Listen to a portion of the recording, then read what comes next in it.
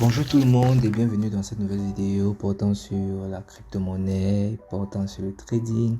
Et c'est un plaisir, un honneur pour moi de commencer cette série avec vous. Cette série au cours de laquelle je vous apprendrai comment trader pour les débutants tout en partageant les stratégies que j'ai mis en place pour passer de 4 dollars à 400 dollars en moins de un mois. Alors, pourquoi 4 dollars? Parce qu'au début, je n'y croyais pas. Je ne voyais pas le trading comme étant une valeur sûre. Bref, ça m'intéressait, mais je me suis dit, pourquoi pas. Alors, j'ai mis 4 dollars dans mon compte crypto un jour. En fait, j'en ai mis 6. J'avais mis dans mon portefeuille Dogecoin qui a chuté et je suis descendu à 4 dollars et j'ai fait la rencontre d'une amie qui elle a réussi à faire des revenus conséquents et qui a su m'inspirer, m'a orienté et voilà, ce qui m'a permis d'atteindre ce magnifique chiffre de 400 dollars. Alors, déjà, comme le titre de la vidéo le dit, c'est une introduction et je vous présenterai ce que c'est que le trading. Et je vous présenterai les stratégies. Non, je pense que c'est pour la deuxième vidéo que je présenterai les stratégies. Je vous présenterai ce que c'est que le trading, déjà dit. Je vous présenterai les types de trading. Je vous dirai pourquoi trader et pourquoi ne pas trader. Je vous expliquerai tout ce qu'il faut savoir pour une introduction en trading. Alors, je commencerai par dire que les raisons de commencer le trading varient d'un individu à l'autre. Plein de personnes veulent commencer le trading, déjà hésitent de peur de perdre leur argent et voilà, je pense que c'est justifiable et j'encourage ceux-là à faire beaucoup de recherches parce que le trading n'est pas une valeur sûre.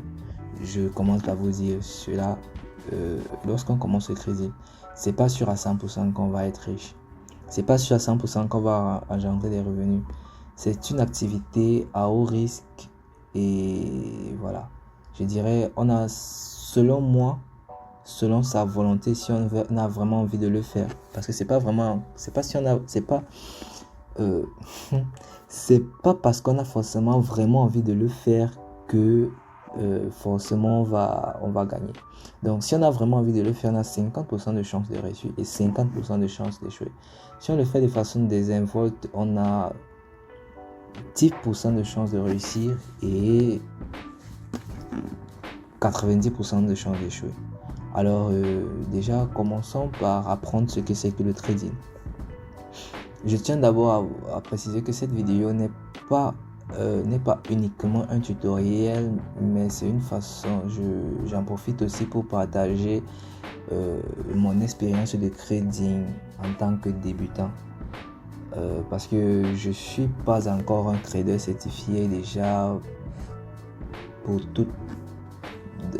à cause de toutes les règles qu'il faut pour être un trader certifié, mais voilà, j'ai fait un bénéfice de fois 100 par rapport à ce que j'avais au préalable grâce à des méthodes de trading et grâce à des formations, grâce à des orientations, grâce à des conseils. Et je pense qu'il serait bien pour moi de partager ça avec vous pour que tous ceux qui veulent commencer puissent se lancer et puissent faire le même chiffre. Et voilà, si j'avais investi 40 dollars, j'aurais eu 4000 dollars. Et si j'avais investi 400 dollars, j'aurais eu 40 000 dollars. Et voilà, c'est formidable. Donc voilà. Donc c'est pas une vidéo tutoriel, c'est vrai que je vous apprendrai à trader. J'apprendrai à tous ceux qui veulent débuter à trader comme un débutant. Mais je partage aussi avec vous mon expérience. Je pense que c'est ça l'avantage de cette vidéo. Je ne vous dirai pas faites comme ça pour que ça vous donne ça. Non, je vous dirai faites comme ça parce que ça m'a donné ça. Et à base de ce que je vous dirai, vous pourrez aussi apporter votre propre expérience, votre propre façon de réfléchir, votre propre maturité, parce que le trading, c'est pas seulement investir. On ne gagne pas seulement en trading, en investissant, autant pour moi, sur la monnaie la plus haute, sur la monnaie qui a le plus de chances d'évoluer. Mais on peut aussi faire des revenus en trading en misant sur les monnaies qui ont le plus de chances de descendre, de chuter. Je vous expliquerai comment c'est possible dans une vidéo de la série forcément. Alors, on a assez blablatéré et là on va entrer dans le vif du sujet. Alors c'est quoi le trading? Le trading, c'est tout simplement une activité qui consiste à acheter et vendre des titres financiers via une plateforme en ligne qui s'appelle broker. Alors j'ai oublié de préciser au début de la vidéo que nous ferons du trading en ligne parce que le trading se fait aussi en live, en réel quoi. Donc c'est ça le trading, c'est tout simplement une activité qui consiste à vendre et acheter des actifs financiers grâce à une plateforme appelée broker, des actifs qu'on revend, qu'on achète, qu'on investit, qu'on convertit et voilà, sur lesquels on fait même j'appelle ça du pari, mais là c'est ça le trading futur, mais nous verrons ça plus tard. Déjà pour les débutants, je ne recommande pas de faire du trading futur parce que voilà, il faut vraiment être assis, il faut vraiment avoir une certaine maturité, bien que moi dans cette phase de gain de x100, j'ai fait du futur, mais j'ai pas gagné beaucoup. J'ai gagné, à ce moment-là, j'avais $100, j'ai gagné $50, voilà, mais bon, c'est pas ça qui m'a vraiment permis d'aller. Et c'était plus une phase d'expérimentation parce que je me suis rendu compte que les gros traders qui font des revenus de $500 ou 500 euros en moins de 24 heures, ils font du futur. Mais il faut déjà être assis. Alors, qu'est-ce qu'il faut pour trader? Déjà, il faut se former. Il faut avoir un minimum de base en la matière. C'est ce que nous sommes en train de faire. C'est ce que je vous aide à faire. Ensuite, il faut ouvrir un compte démo. C'est vrai que ce n'est pas toutes les plateformes qui offrent des comptes démo. Et ce n'est pas pour tous les types de trading qu'on propose un compte démo. Il y a par exemple, dans les types de trading, nous avons le forex, nous avons les indices, nous avons la crypto-monnaie et bien d'autres. Et c'est généralement dans les formations de forex, parce que j'ai fait du forex, c'est généralement dans les formations de forex qu'on vous donne des comptes démo. J'ai pas encore, il en existe sûrement, mais j'ai pas encore rencontré de plateforme de trading qui offre des fonds, des plateformes de trading en crypto-monnaie qui offre des fonds de test. Généralement, c'est vous-même qui allez investir peut-être $10 en test pour pouvoir voir ce que vous pourrez engendrer. Déjà, pour les gens que je forme, parce que grâce aux chiffres que je fais, il y a des gens qui se sont approchés, qui sont venus auprès de moi pour avoir des formations. Généralement, je leur donne $10 et je leur donne une semaine pour travailler ces $10 là, pour voir comment ils peuvent multiplier ces $10 fois 2, fois 3, fois 0,5, ça dépend, ou même tous les pètres. Donc ensuite, après être passé au compte démo, on passe au compte réel. J'ai fait une formation de trading une fois lorsque je faisais du forex, qui disait la différence entre un compte démo et un compte réel, c'est l'émotion. Et c'est vrai. Parce que en compte démo, c'est pas votre argent, c'est pas vous qui avez investi, c'est pas voilà, vous ne ressentez pas l'émotion qu'on ressent lorsque c'est notre argent qui est en train de croître ou de chuter. Lorsque nous sommes en train de gagner de notre argent avec notre argent, lorsque nous sommes en train de perdre tout notre argent, c'est ça la réelle différence. Et ça va aussi en symbiose avec l'un des plus grands conseils en trading, c'est de ne pas y mettre d'émotion, que ce soit lorsqu'on fait des gains, lorsqu'on fait des bénéfices ou lorsqu'on fait des pertes, parce que dès le moment où on met de l'émotion en trading, on n'en sort forcément pas toujours victorieux. Déjà, moi, au début, je mettais beaucoup d'émotions dans mes gains, ce qui a fait en sorte que je ne puisse pas gagner beaucoup, s'il faut dire ainsi. Et dans mes pertes aussi, je mettais beaucoup d'émotions parce que en trading, on ne doit jamais trader. Lorsqu'on fait des pertes en trading, on ne doit jamais trader avec l'intention de se refaire.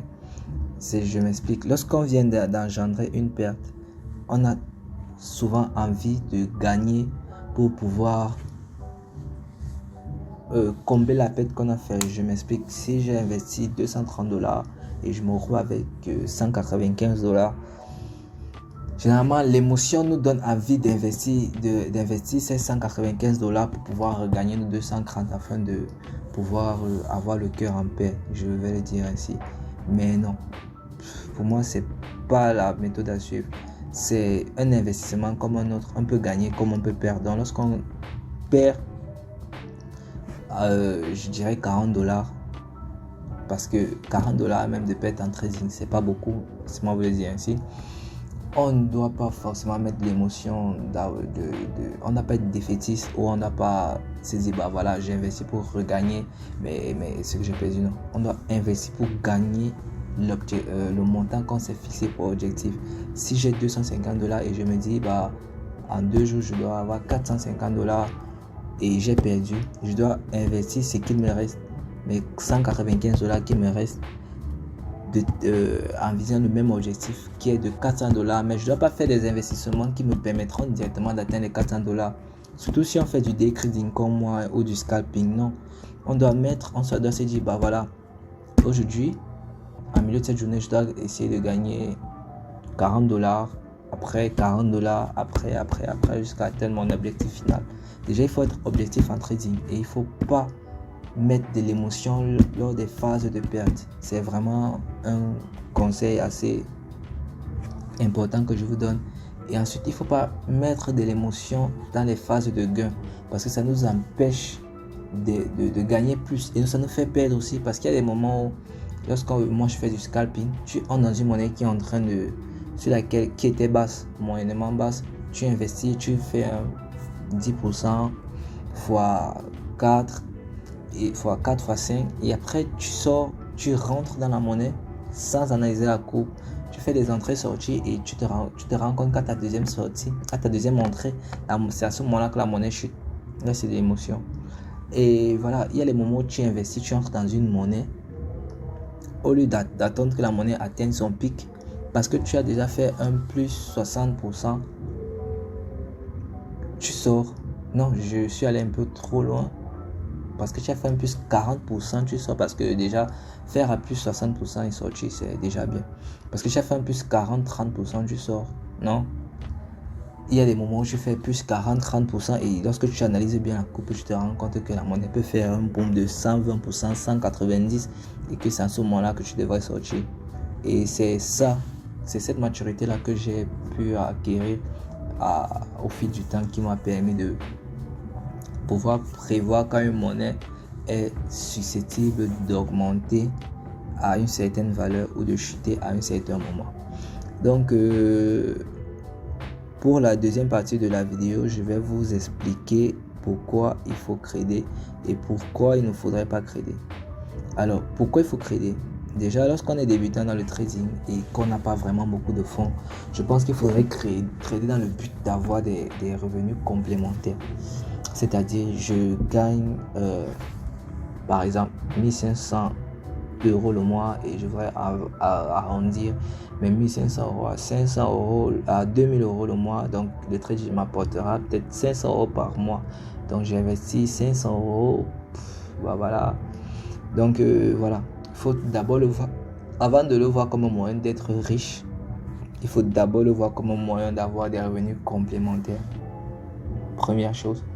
Là, en le faisant, vous serez plus préparé à l'éventualité de perdre ou de gagner. Parce que si on le voit directement comme le nouveau Eldorado pour ceux qui veulent être des multimillionnaires, lorsqu'on engendrera des pertes, on le subira plus fatalement et on se remettra plus en question. Ensuite, le voir comme un moyen de développer son mindset, de développer sa personnalité, de développer ses aptitudes professionnelles. Je m'explique. Avec le trading, on apprend à gérer ses émotions. On apprend à faire de l'analyse. On apprend à être patient. On apprend à croire en soi. On apprend à croire ses décisions. On apprend à... Voilà, le trading, moi, en tant que développeur full stack et entrepreneur, m'a appris à développer mon esprit d'analyse et à être plus sûr de moi et à prendre des décisions assez fermes, à prendre des décisions de façon plus mature, à prendre du recul à être plus sûr de moi et à être plus efficace et même à être plus charismatique, parce que laissez-moi vous dire, en tant qu'investisseur, on est plus préparé à l'éventualité de perdre qu'à l'éventualité de gain. Ce qui fait que on se dit à tout moment on peut perdre, et on développe cette force-là en nous qui nous permet de se surpasser lorsqu'on est en situation de perte, à ne pas tomber par terre, si je peux utiliser cette métaphore-là, à ne pas être réduit à néant lorsqu'on rencontre de l'échec. Donc ça nous permet de mieux surmonter nos échecs, parce que tous les traders perdent à un moment ou à un autre. Il n'y a aucun trader, même le meilleur trader de la terre, qui n'a pas perdu. Non. Donc voilà. Ensuite, lorsqu'on réussit à engendrer des revenus conséquents, peut-être à base d'un capital de 400, 500 $, on réussit à avoir 10 000 $ sur une période qu'on estime acceptable, pour ne pas dire courte, sur une période qu'on estime acceptable, voilà. Je pense qu'on pourrait se lancer en trading comme étant une source de revenus principale. Ça dépend aussi de combien vous gagnez, de votre rythme de vie et de vos objectifs. Par exemple, si vous êtes dans un pays comme le Cameroun et que vous réussissez à partir de 500 $, avoir 10 000 $, à monter votre chiffre à 10 000 $ grâce à vos bénéfices, grâce à vos, voilà, je pense que vous pourrez commencer à penser à vivre du trading. Et après, lorsque vous atteindrez le capital de 20 000 $, vous commencez à voir comme le trading comme étant un moyen de devenir riche, quoi. Parce que voilà, il faut pas se mentir, toute personne qui fait des investissements s'attend à ce que ces investissements lui permettent de se mettre bien, s'il faut le dire ainsi. Alors je vous dirais, pourquoi ne pas trader? Déjà, le premier conseil que je vous donne qui devrait vous décourager à trader, c'est la volatilité de la monnaie, qui est un avantage comme un désavantage. La volatilité de la monnaie peut faire en sorte que la monnaie croît vite et chute rapidement. Ce qui fait en sorte que lorsque la monnaie a chuté et elle est dans sa phase de boom de croissance, vous êtes gagnant. Mais lorsque la monnaie atteint un certain seuil, comme je vais aller sur la Sol qui était à 62, qui était à 15 € et monté à 60. Et actuellement, au moment où on parle, la Sol est à 60 $. Alors, ceux qui ont investi à ce moment-là ont gagné quand c'était à 15, parce que ça fait ce boom-là à l'intervalle d'un mois. Et moi, j'avais investi là, à un moment, la Sol était à 60, parce que ça fait une chute jusqu'à 54 $. Vous voyez que j'ai eu à perdre. Et voilà. Donc la volatilité, c'est un avantage et c'est plus un désavantage. Il faut le voir comme ça. Le risque de perte élevé, ouais, parce que beaucoup de traders malheureusement perdent tout leur argent et ne réussissent pas à sortir la tête de l'eau. Donc voilà. Pourquoi ne pas trader? La difficulté dans le choix de plateformes fiables. Donc, mais dans les plateformes les plus fiables que je vous conseillerais, je vous conseille Binance, autant pour moi, c'est celle-là que j'utilise au quotidien. Je vous conseille Ethereum, je vous conseille Kraken, je vous conseille BitMEX, je vous conseille Profit FTX, pour ne que citer celle-là. Je vous conseille Ejara au Cameroun pour faire l'échange de crypto. Je vous conseille CoinMarketCap pour faire l'analyse. Moi, je fais mes analyses. C'est vrai que j'ai investi en majorité sur Binance, mais je fais mes analyses sur CoinMarketCap. Voilà. Donc, voilà pour la liste des plateformes crypto que j'estime être fiables, selon les analyses et les recherches que j'ai faites, parce que il faut faire beaucoup d'analyses lorsqu'on veut se lancer dans la crypto, et même lorsqu'on est à l'intérieur. regardez l'actualité crypto. Actuellement, voilà, il y a des problèmes dans Binance entre le PDG, ancien PDG et autres. Donc voilà. Et le dernier des avantages que je vais citer ici, c'est les vulnérabilités aux cyberattaques. Forcément, vu qu'il y a beaucoup d'argent à se faire, il y a beaucoup d'argent qui circule. Laissez-moi vous dire que le marché du Forex atteint souvent le chiffre de 400 milliards de dollars d'investisseurs de monnaie qui circulent par jour. Donc vous voyez. Et les pirates qui sont friands d'argent, les black hats, ils vont, je vais dire, ils vont pour pouvoir essayer de gagner de l'argent, mais de la mauvaise façon, quoi. Donc il faut le prendre comme étant un risque, comme tout investissement. Je peux investir dans une boutique et après